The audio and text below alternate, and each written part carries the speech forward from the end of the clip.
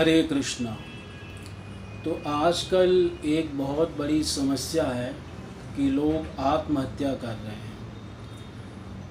लोग इतने ज़्यादा डिप्रेस हो जाते हैं, दुखी हो जाते हैं कि उन्हें अपने दुखों से छूटने का, अपनी जो परेशानियां हैं, कठिनाइयां हैं, इससे छूटने का एक ही रास्ता नज़र आता है कि अपने आप को ख़त्म कर दूँ, और इस प्रकार हम दुखों से छूट सकते हैं।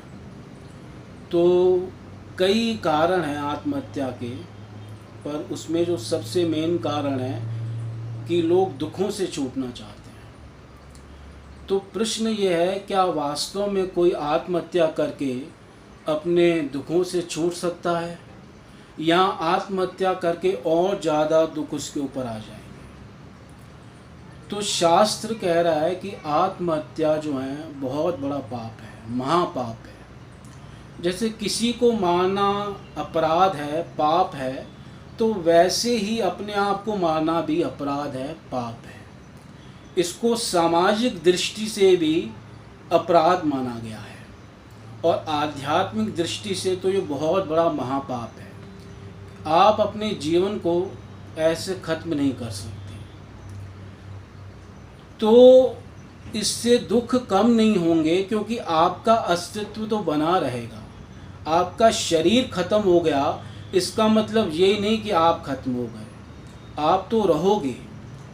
और फिर पता नहीं कहाँ जाते हो, किस योनि में जाते हो, और कौन कौन से दुख प्राप्त होते हैं। तो बहुत ज़्यादा दुख उसके बाद मिलेंगे, क्योंकि दुखों का कारण जो शास्त्रों में बताया गया है, वो बताया गया है कि पाप से ही दुख प्राप्त होते हैं।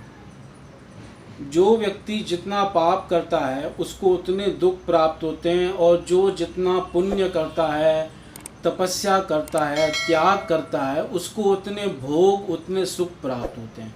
ये सिंपल लॉजिक है, सिंपल गणित है शास्त्रों का। तो जब आपको पापों के कारण दुख प्राप्त हुए हैं, और उन दुखों से छूटने के लिए आप एक और महापाप कर रहे हो, तो दुख कम कैसे होंगे?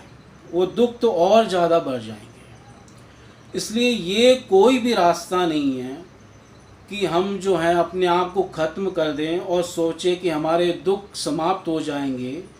ये रास्ता नहीं है। हमारा जीवन इतना सस्ता नहीं है कि कोई थोड़ी सी समस्या आई या बहुत बड़ी समस्या भी आई तो उसका हल यही है कि अपने आप को ख़त्म कर दूं। और लोग बहुत जल्दी कहते हैं मैं डिप्रेस हूँ, मैं परेशान हूँ, इसलिए मैंने ऐसा कर दिया। अरे भाई, क्यों हो डिप्रेस? थोड़ी थोड़ी बात पे, छोटी छोटी बात पे अगर माँ बाप ने मोबाइल छीन लिया तो बच्चे कह रहे हैं कि अब हमारे साथ बहुत अत्याचार हो रहा है, मैं बहुत स्ट्रगल कर रहा हूँ। अगर मैं मोबाइल मेरे पास नहीं है, अगर मैं पबजी नहीं खेल पा रहा, अगर मैं टिकटॉक नहीं कर पा रहा, तो मेरे माँ बाप मेरे साथ बहुत अन्याय कर रहे हैं, मेरे पास एक ही मार्ग है, अब मैं मर जाऊँ। तो ये बहुत गलत बात है। लोगों के अंदर सहन शक्ति नहीं है, तितिक्षा नहीं है, वो कोई चीज़ सहन नहीं करना चाहते। बस उनको एक ही चीज़ नज़र आती है कि अपने आप को ख़त्म कर दो।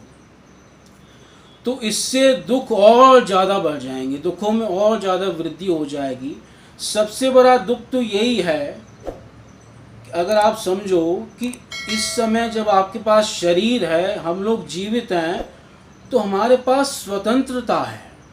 हम जब मर्जी उठें, जब मर्जी सोएं, या कुछ खाएं न खाएं, कई चीज़ों में स्वतंत्रता रहती है।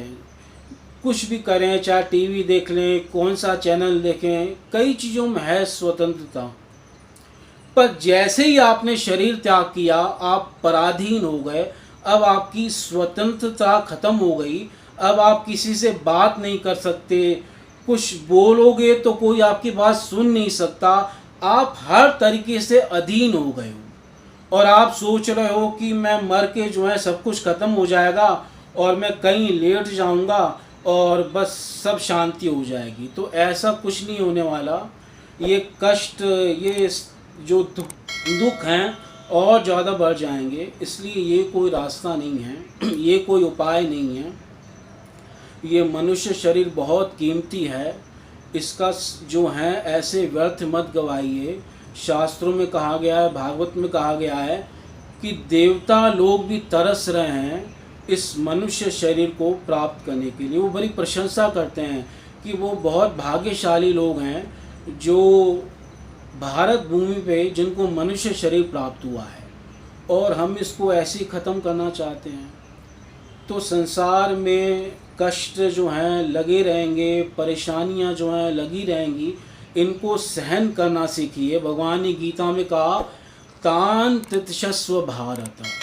तो अपने जीवन का सदुपयोग कीजिए, इसको व्यर्थ मत गवाइए।